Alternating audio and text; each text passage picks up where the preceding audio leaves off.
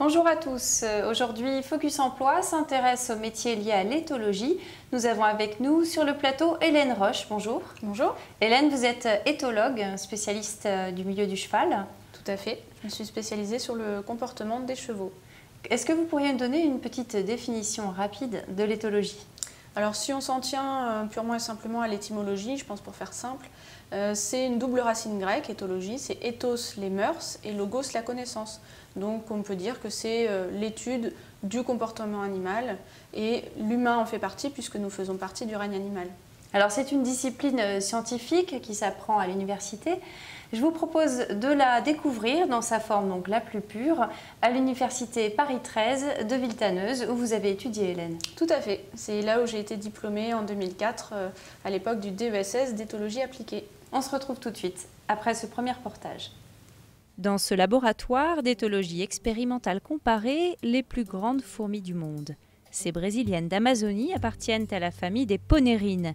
Signe particulier, elles ont perdu la caste de reine. Ici, on a recréé leur habitat pour analyser leurs mœurs. Et après les premiers accouplements, les jeux de dominance sociale commencent. Ici, si vous pouvez voir, en fait, on a une ancienne dominante qui est la jaune-orange qu'on voit ici, qui a été destituée. Et donc, les ouvrières qui sont dominées, qui prennent la décision de la destituer, vont l'immobiliser pendant des jours, en fait. Ce qui fait que cette fourmi va ensuite perdre son statut, ce qui laisse la place à une fourmi plus jeune pour devenir la dominante dans la colonie. Des petites bêtes qui font l'objet de toutes les observations dans un but bien particulier.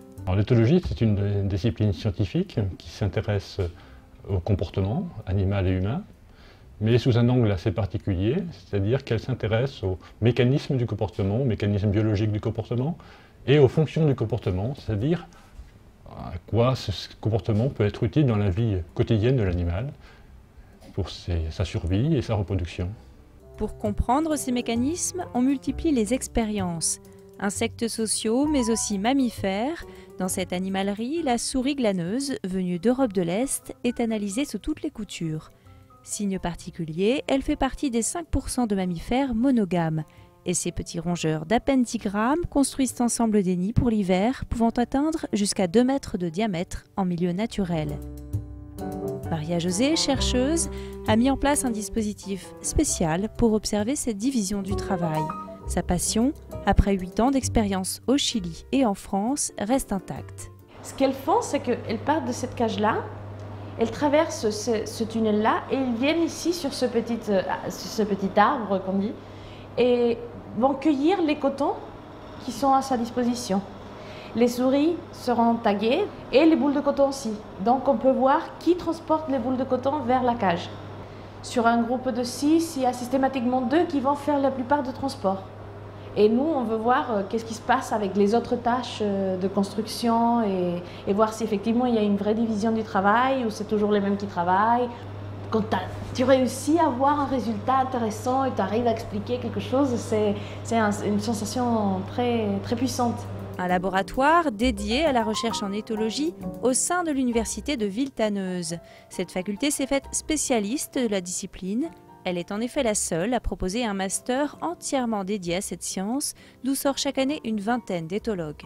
Donc en fait, moi, mon projet professionnel, ce serait de pouvoir intégrer un parc zoologique pour améliorer le bien-être des animaux en captivité, tout en faisant un compromis pour que les visiteurs du parc puissent les voir.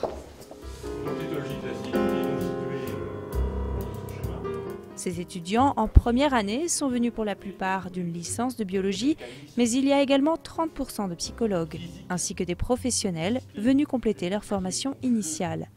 Ils s'orienteront en seconde année de master vers la filière recherche ou éthologie appliquée, après une sélection plus pointue. Et ici, comme dans beaucoup de disciplines scientifiques, on compte de nombreux départs hors de France. On arrive à avoir jusqu'à 40% des étudiants qui vont partir en thèse, qui partent à l'étranger. Alors c'est une déception parce qu'on a l'impression de la matière grise.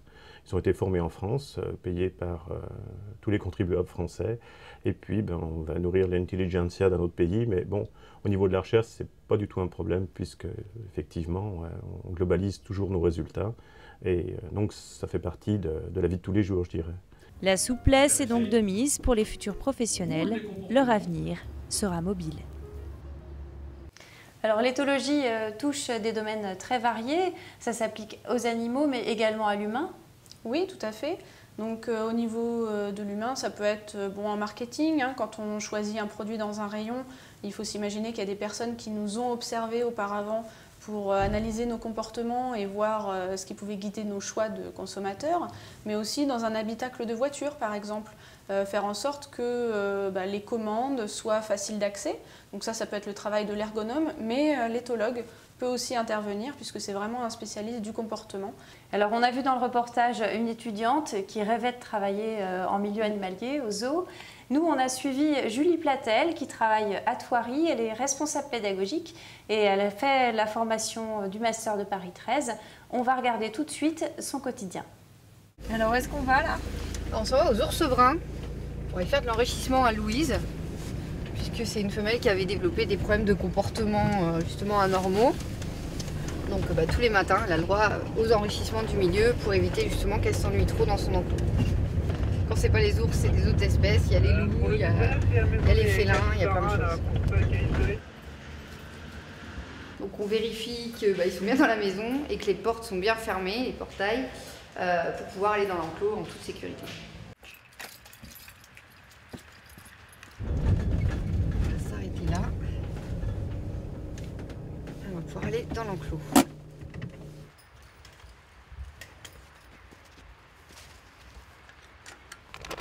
Quels étaient les comportements de l'ours?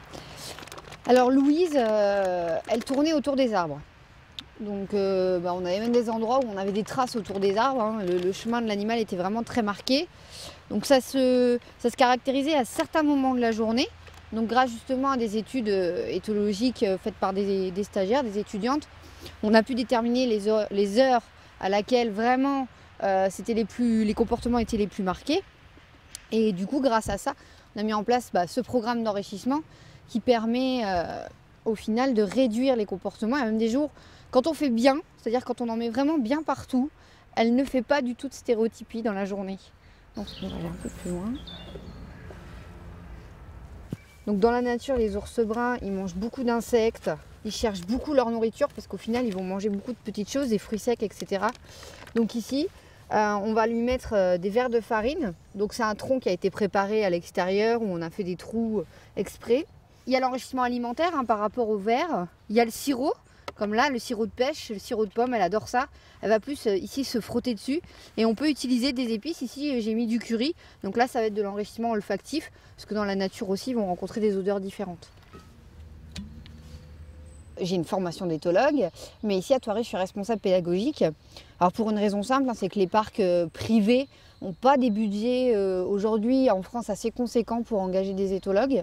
Ils aimeraient bien, si le budget le permettait, en avoir un à temps complet, mais c'est pas possible.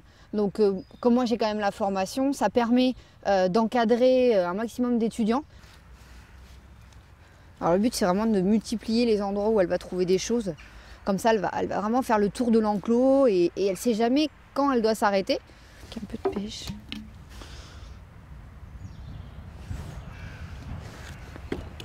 Voilà. Jean-Jacques pour Julie. Ouais, c'est bon pour Louise, tu peux la sortir. Donc là, on voit bien qu'elle commence à chercher. Elle lève un peu la tête. Elle fait les pieds d'arbre. Ouais, première étape, donc là elle a trouvé ce qu'elle préfère, les verres de farine. Donc là elle va lécher tout ce qu'elle peut, gratter. Et au début, quand on faisait l'enrichissement avec elle, elle ne levait pas du tout la tête. Quand t'as fini, là, tu peux venir aux antilopes avec ma voiture, j'ai des trucs à récupérer dedans. Ouais, mais là je finis avant. J'espère qu'ils sont peut-être pas heureux, mais en tout cas que le bien-être est là et qu'ils se sentent un peu comme ils seraient dans la nature. Et après, dans mon travail de tous les jours, moi, je sensibilise les gens à la protection des espèces. Donc c'est important de faire changer les mentalités. Parce que si on a envie de pouvoir montrer des girafes, des rhinocéros et des éléphants à nos enfants, il faut que ce soit les générations qui vont arriver là, qui fassent le travail. Et donc c'est ça qui est important, c'est le contact avec les animaux, mais aussi avec les humains au final. Et d'essayer de réunir un petit peu ces deux mondes qui parfois se croient différents, mais pas du tout, hein. Nous sommes aussi des animaux.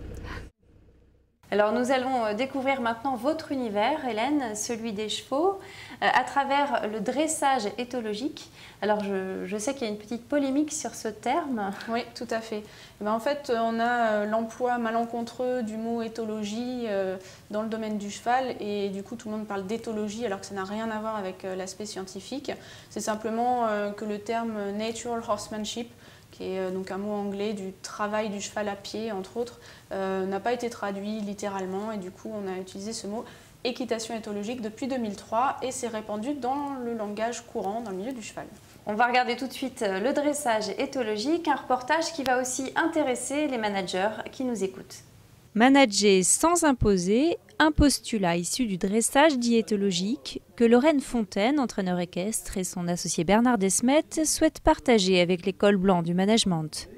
Et surtout, sa grande qualité, c'est qu'il ne triche pas.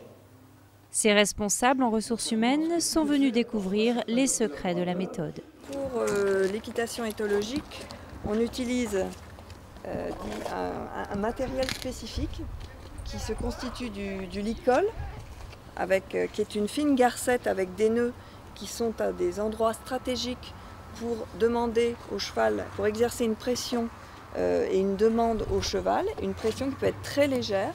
Première étape, le join-up. Laisser l'animal en liberté, lui supprimer ses points de confort et devenir son référent.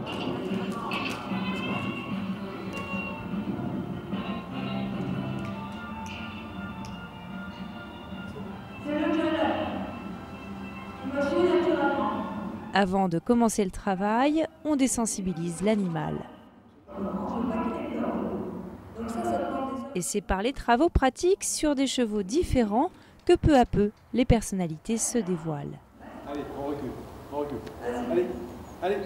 Donc c'est très important justement de changer de chevaux pour que le manager puisse s'exercer à changer lui aussi sa personnalité. Bernard Desmet, fort de ses 40 années passées dans le monde de l'entreprise, intervient ensuite pour améliorer le leadership naturel des participants dévoilés dans le manège. On va pouvoir traduire au travers du comportement des participants, donc des managers, un certain nombre de commentaires qui, bien entendu, vont traiter sur des choses qui vont être très importantes pour eux, c'est-à-dire ont-ils un leadership naturel élevé ou pas?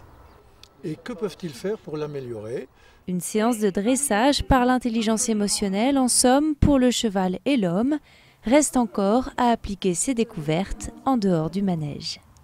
Hélène, vous êtes spécialiste des comportements des chevaux. Vous avez d'ailleurs écrit un ouvrage qui fait référence dans le domaine. Oui, donc ce livre Comportements et postures a été publié fin 2008 chez Belin et ce petit livre que j'ai écrit reprend vraiment les connaissances scientifiques sur le comportement du cheval pour les rendre accessibles au plus grand nombre. Donc moi, mon travail, c'est faire l'interface, l'intermédiaire entre les travaux de recherche sur le comportement du cheval, puisqu'on a beaucoup de données en la matière. Qui ont été faites par des éthologues. Oui, tout à fait, des éthologues et même français d'ailleurs, françaises, puisqu'il s'agit de 3 équipes féminines. Donc par exemple Martine Osberger à Rennes, Léa Lansade à Tours ou Claudia Fay à la station biologique de la Tour du Valin en Camargue. Et donc leurs travaux entre autres sont connus internationalement, publiés dans des revues scientifiques et j'en fais en fait une synthèse dans ce livre. Et mon travail aussi c'est celui-là, c'est-à-dire de rendre accessibles les connaissances scientifiques au plus grand nombre. Vous avez aussi créé votre propre site internet? Oui, alors en fait je communique donc par l'intermédiaire de mon livre, dans les magazines scientifiques, sur mon site internet, donc c'est www.ethologie-cheval.fr. Je donne des informations, je m'y présente aussi, et puis j'interviens auprès de professionnels ou amateurs, tous ceux qui le désirent, qui souhaitent en apprendre plus sur le comportement du cheval. Merci Hélène d'avoir accepté notre invitation. Je vous en prie et merci beaucoup de parler de l'éthologie. Merci également pour la réalisation de cette émission à Stéphane Moreau et Léo Brachet. On se retrouve le mois prochain dans Focus Emploi.